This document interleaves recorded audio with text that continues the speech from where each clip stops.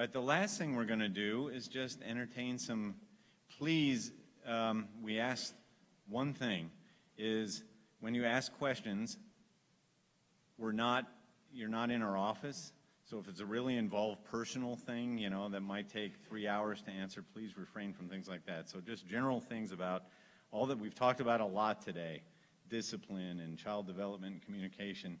So anything's up for grabs. If it's too hard for me, I'm going to make her answer it anyway. So any thoughts, questions? Doesn't even have to be a question. It can be a statement, an opinion. Yeah. Uh-oh.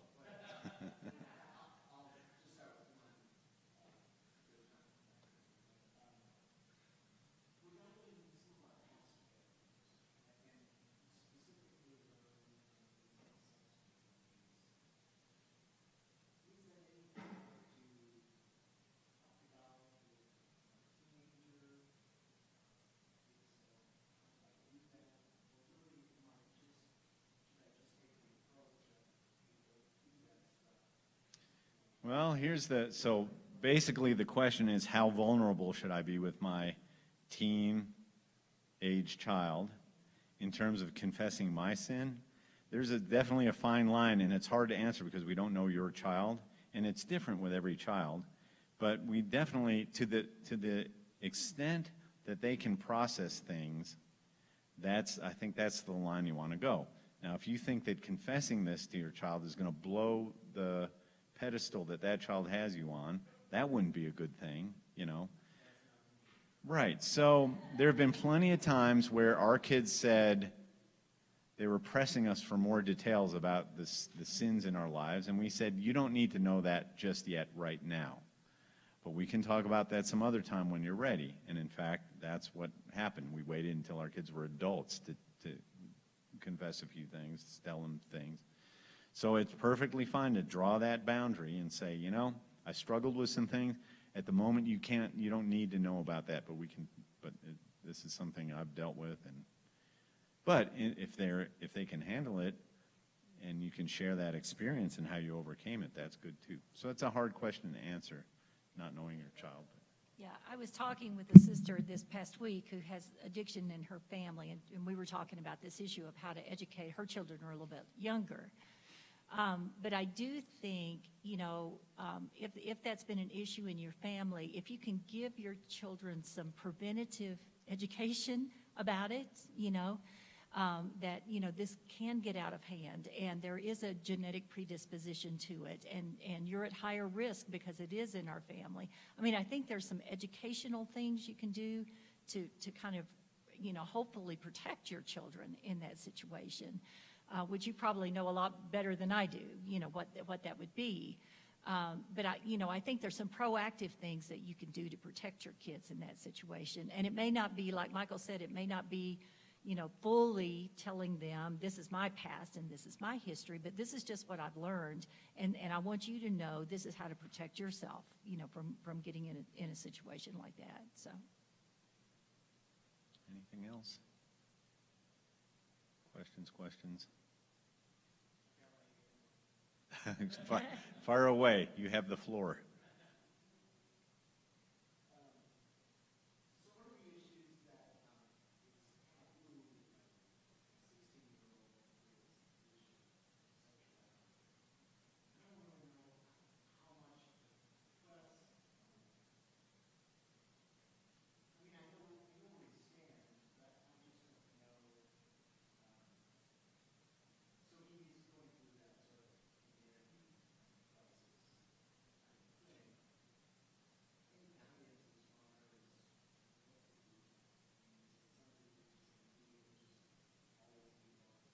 No. How old is he? As he said, so we're going through gender identity issues? Okay, that's what I was... Same-sex attraction. Thank you. That's the term I was trying to think of. So rewind the tape to like an hour and a half ago. That's what I was thinking of, same-sex attraction, which is, once again, seems to be what all the cool kids are doing. All we can tell you is what not to do. If you respond to that with shock and horror and awe and kick them out of the house and forbid this, you're putting more bricks in the wall. So I would, in a non-judgmental way, draw it out of him. What makes you think so? So you've had this. Tell me more about it. What made you think that? When did it start? So you can ask some questions, and then have a Bible study. I'm not an expert in sexuality, son. However, this is what I know from what the Bible tells me. This is how we were made to be. This is what is decried as a sin, and you can discuss that even more. So all we can do is tell you what not to do, and that's be horrified and shocked and give him the thought that you would withdraw your love because he's having these thoughts or ideas. If he's open to the help, you guys have seen the work that Guy Hammonds has done. Oh my goodness. Praise God for putting Guy in that position. You can say, son, maybe we should study this out together. I understand that this website, strengthandweakness.com, which is Guy's, maybe we can get some guidance there. So if you make it a journey, kind of a journey together, and flesh out some more information. But what you can't do is even give him the inkling that that's it, you're cut off. My love for you is cut off if you decide to go in this direction. Most of the time we've seen in the office, these kids are just confused. They're dealing with lots of peer pressure to explore their sexuality and to consider, it's become a rampant and insidious thing. So in a non-judgmental way, if you can just get a little more information, and in the long run say, you might not know what your gender attraction is, but right now, even if you were a 100% heterosexual with no same-sex attraction, you still wouldn't want to date, because this could happen and that could happen. So you want to add to that? Let me give you, there's a great book that I think every Christian needs to read, and it's called Homosexuality and the Christian. It's by a guy named J. Yarhouse, Yarhouse. And what it talks about is what the world tells people is if you are dealing with same-sex attraction, you are automatically predetermined to be homosexual or whatever, And the world says there's no choice in that. That's just the way you were born, right? What this book talks about, this man is a counselor that works with people who are same-sex attracted. And what this book talks about is that regardless of who we're attracted to, we make a choice with what we do with our sexuality.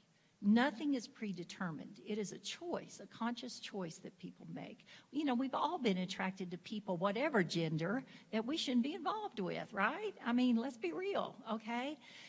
So we've got to help our young people especially understand this, that you are not born this way. You get to choose what you do with your sexuality. It's a responsibility that's been given to you that you get to choose how you handle that. So that would be a great resource, I think, probably.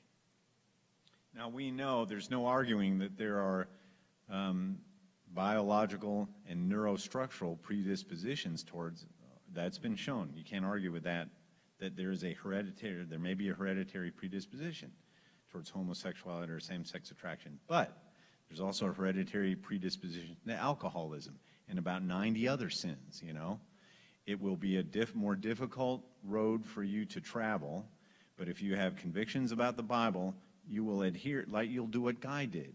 Guy Hammond said, I'm determined not to give in to this. I'm determined to fight it for the rest of my life.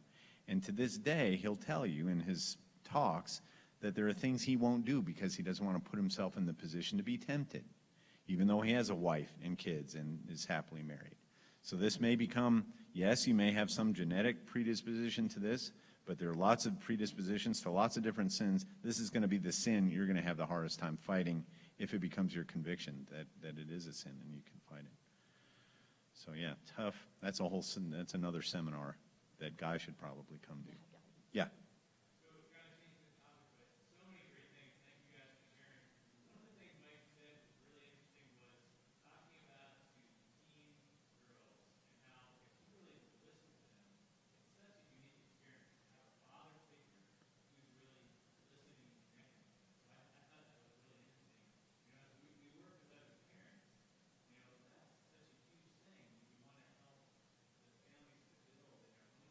Right.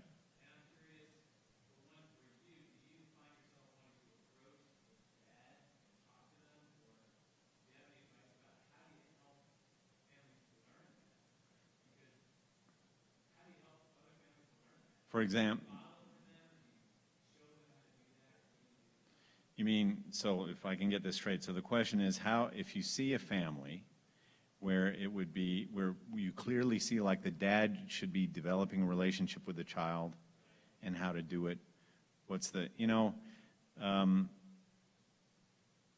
we don't, because we're psychologists in the church, we don't go looking for trouble. It manages to find us.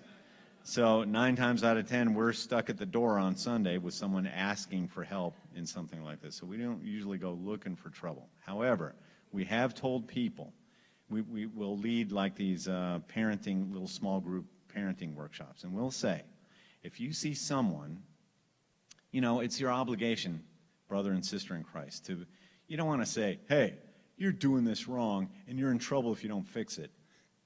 That'll just drive them away. But we have urged people to say, go up to that brother or that sister and say, look, I'm going to be honest with you. There are things I've noticed.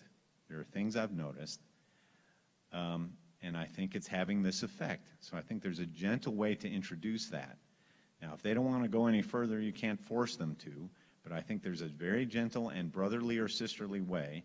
As Mary said, we had these single sisters living in our basement that we asked them to do that, and we welcomed it. And we said, you feel like you have nothing to share with us about parenting, but we want you here as an observer and a witness, and you call us out if you think we're doing something wrong. So hopefully you have people like that. But if not, you can gently say, I've noticed this, and I would like to draw this to your attention. It's worth risking the relationship with that brother or sister to help them have a happier family. You want to add to that? Does that make sense? I don't want to be too simplistic, but, yeah. Yeah, like I said, those things come to us usually, but I get it. Yeah.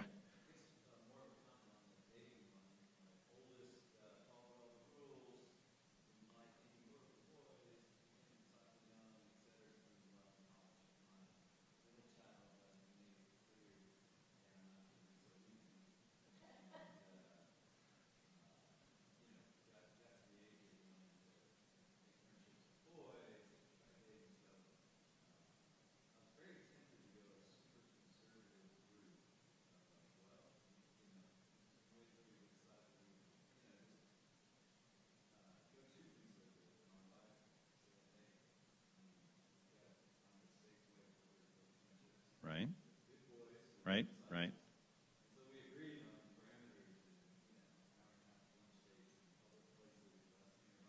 Right.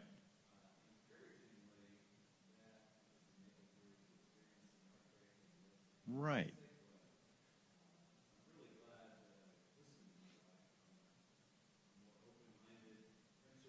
Right.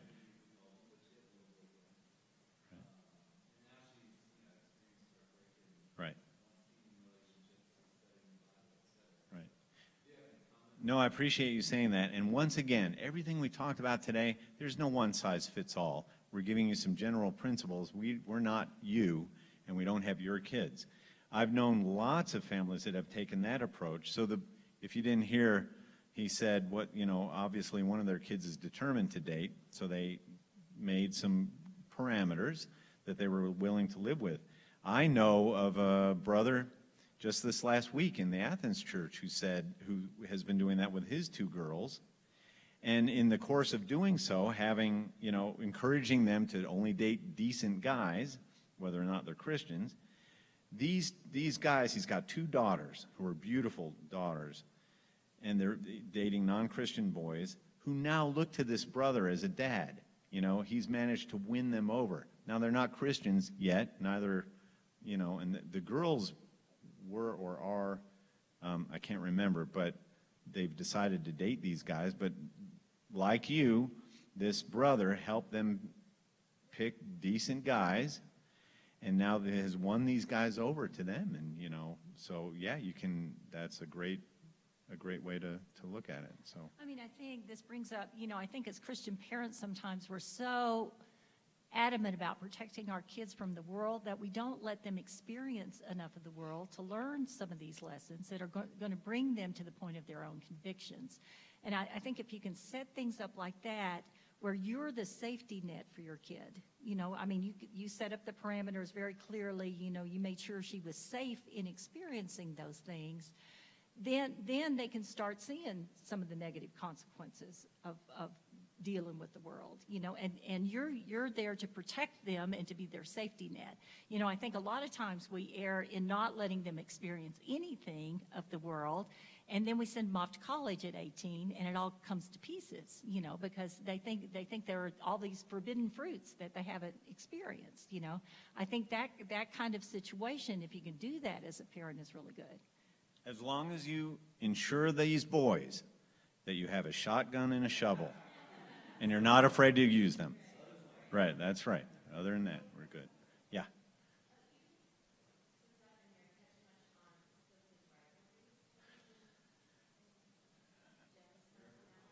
Yeah, no miracle pills, but it is a pretty, you know, sibling rivalry.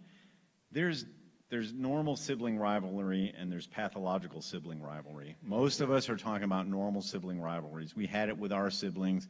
It's especially bad when kids are close in age, or like our three, the older two always have been best friends and always loved each other. That's the middle one, the oldest one. The middle one, the youngest one, were always at each other's throats. Always. And it was constantly, how did we deal with that? I think we threatened them. No. It was a constant effort to get them to, now they vehemently, now that they're adults, they vehemently defend each other. They still are reluctant to compliment the other one in front of their face, but behind their backs, they're like brag about the sibling that they used to be in constant conflict with. So I guess one thing is don't make too much, you know, sibling rivalry is to be expected. Sometimes we advocate, if you guys can't get along and have a decent word with each other, I'll do this in my office sometimes with patients. We'll prohibit all contact for a week. Depends on the age of the kid. You are not allowed to have any contact. That's fine. You can't say a nice thing to each other. That's it. No playing together, no talking to each other. You can be together at the table, but no communication with each other at all. Let's try this for a week and see how you feel. And they end up missing each other, you know, and then they, okay, I'm ready, you know. Yeah. Yeah, I mean, I think with our kids, the sibling rivalry thing, first of all, I remember going to a parenting class where a class was taught on sibling rivalry and how much it disturbs a family. I think it was on Jacob and Esau, you know, and I got really convicted that this cannot go on. You know, we've got to declare all-out war on this.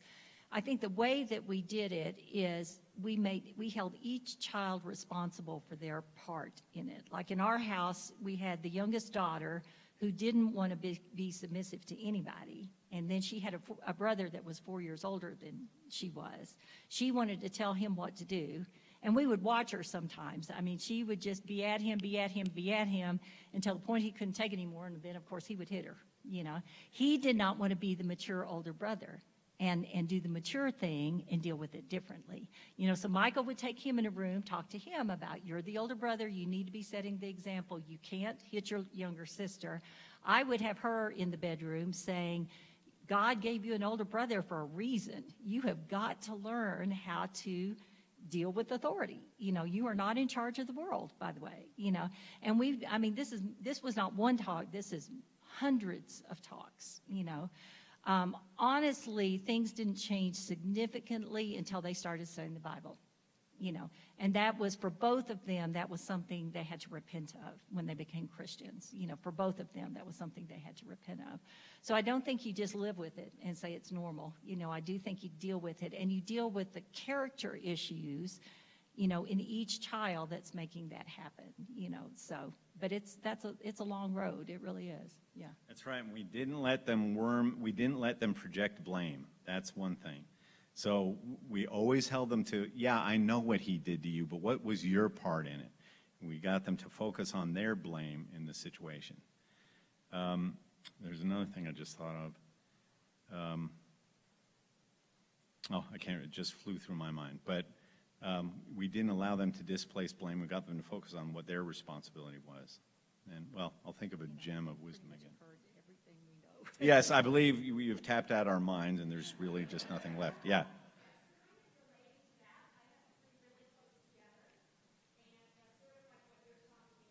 I remember.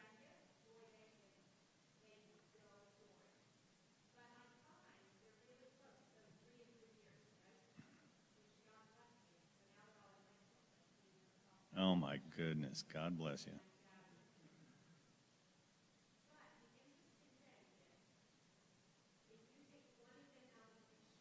Oh, yeah. Yeah.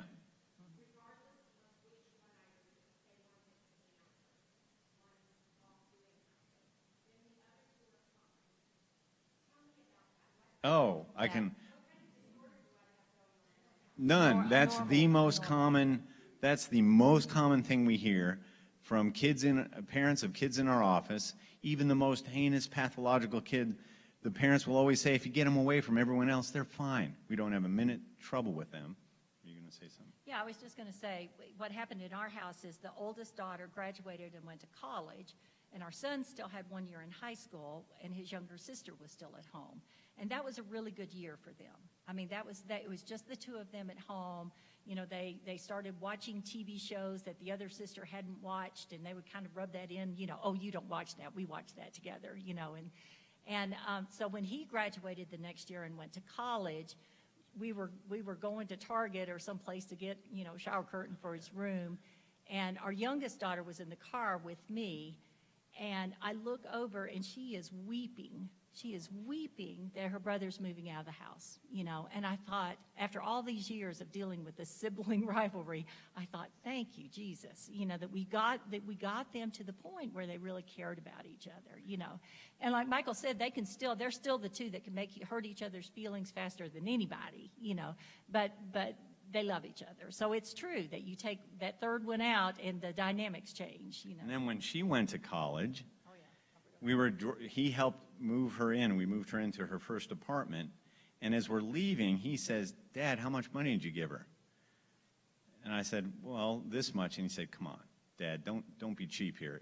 You need to leave her with more money because I'm worried about her being able to, so Took it out of his pocket. took it out of his pocket, gave it to me to give to her. So there is hope. That's the most common thing in the world, when you get any one of them. But here's the gem I thought of that fled through roles. A lot of sibling rivalry is caused by the sibling feeling like another sibling gets deferential treatment. The fact is, yes, the older sibling gets more privileges, but has more responsibility. So that's a thing we need to deal with. Yeah, there are roles in the sibling order as well as in the family in general. So yes, your older sister does get to do more stuff, but this is what she has to give us in return. She's responsible for this, this, and this. And yes, when you grow up and be that age, you can have that too. So it's a clearly, and we stressed that with the youngest, you know, and said, that is your older brother. You submit to him as the older brother. So if you deal with the roles thing, sometimes that will help too. Yeah. Triplet boys?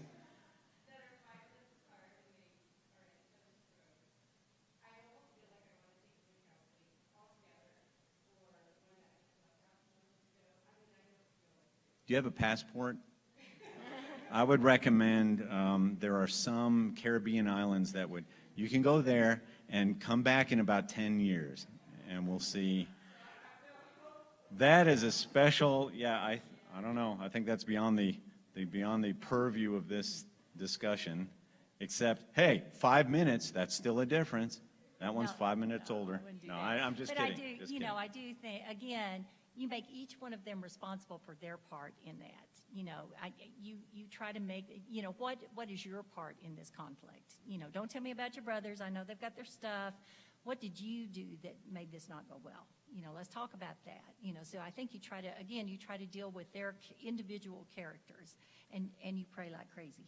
Yes. And back it up with biblical examples. You know, you just have to read about David's kids once and everything that happened. You know, look, if you guys don't fix this, if you guys don't get over this, this could happen. Very scary story that God left in the Bible. Any other? One more, yeah.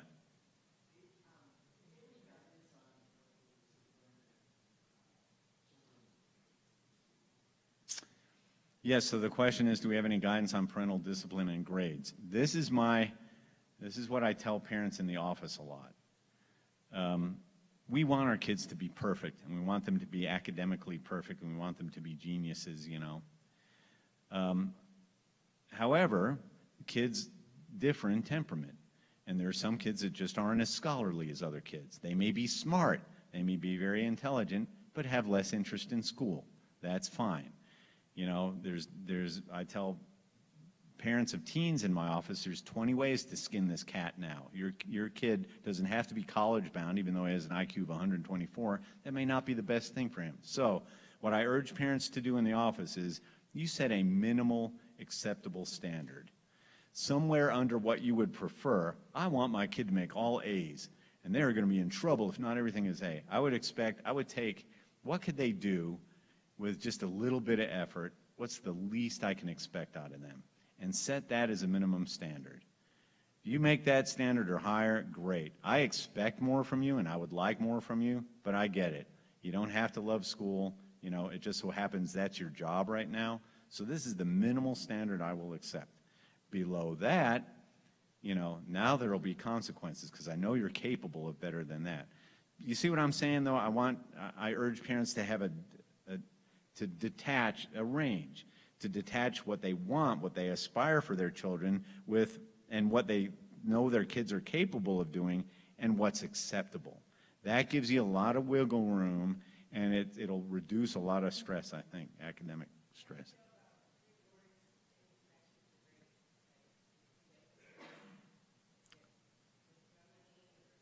Yeah, I mean, a lot of parents say, well, aren't you just bribing him? No, that's not a bribe. A bribe is when you give someone money to make them do something. This is a reward. This is after you've done it, we're rewarding you. It's like a paycheck. We are all over incentives. That's just an incentive, you know? Yeah, I mean, I know you're capable. This is the least you can get away with, but if you just happen to want to make straight A's, this is what you'll get. You know, a boat and One more thing on that. You know, as our kids, especially when they get to like high school age, you know, middle school and high school age, I think the other thing we have to do is allow them to experience the natural consequences in school, you know. Honey, if you didn't pass this class in biology, we talked about it, you know, so summer school for you, okay, that's what you're going to do. You know, we were talking about our son, you know, with middle school and high school. He was not an excellent student, and we had done everything. We had talked, and we had taken away privileges, and we had done everything, and he just was not into it. You know, so one of the natural consequences is he didn't get to go undergrad where he wanted to go undergrad, you know.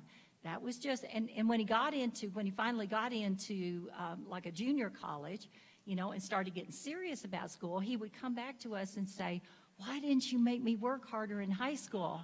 And we're like, say it again, honey. You know, we want to hear that one more time. You know, but it was a natural consequence. And I think it was the thing that made him turn over a new leaf. You know, he didn't do that when he went to law school, man. He was serious. He was serious about it, you know, and did great. He did great. So I think sometimes it's the natural consequences that make our kids have convictions, you know, and we want to run in and try to save them from that. You know, sometimes it's the best thing that can happen to them. We tell parents in the office, for juniors and seniors in high school, you cannot force this kid at gunpoint to keep up with his academics anymore. It is up. It's between him and his school career. So I'm not going to hold your hand anymore. This is what I can do for you. I can establish the environment. If you want to study and you want to get serious about your studies, I will guarantee you a quiet place in the home. I'll guarantee you from this hour to this hour, no one's going to bug you. I'll get you a computer or whatever else you need to be successful. But after that, it's up to you. You have to go to summer school, you go to summer school. You know. And often it does turn around, going back to our poor son. When he went to law school, he went to the other extreme out of guilt and out of shame for the way he used to be. He went to the other extreme to the point where we would have talks to him and say, you've got to back off. And then we'd look at each other and say, did we just say that to that kid? You have got to take a break and relax and stop being such a, you know. So it could potentially turn around as it did for him. Any Any other? Okay, then we're already getting the sign. So thank you again for your attention all day. You've had a long day, and we'll see you tomorrow.